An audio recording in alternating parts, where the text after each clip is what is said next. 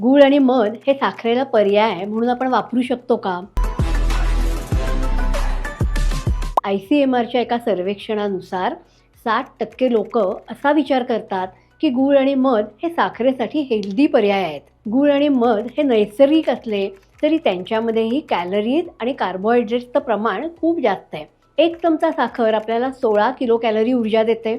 1 चमचा गूळ 20 kilo calorie ऊर्जा देतं आणि साखर मुख्यतः सुक्रोजच्या स्वरूपात असते. 1 चमचा मध आपल्याला 21 किलो कॅलरी ऊर्जा देतं. त्याच्यामध्ये 80% साखर ही ग्लुकोज आणि फ्रुक्टोजच्या स्वरूपात आणि उरलेलं पाणी असतं. तुम्ही खाल्लेल्या साखरेच्या परिणामा एवढाच कॅलरी आणि कार्बोहायड्रेट्सचं प्रमाण गूळ आणि मधामध्ये असतं.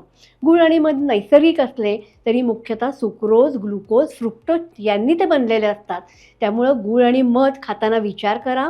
अधिक माहितीसाठी मला फॉलो करा आणि ज्यांना डायबिटीस आहे त्यांना हे व्हिडिओ शेअर करा.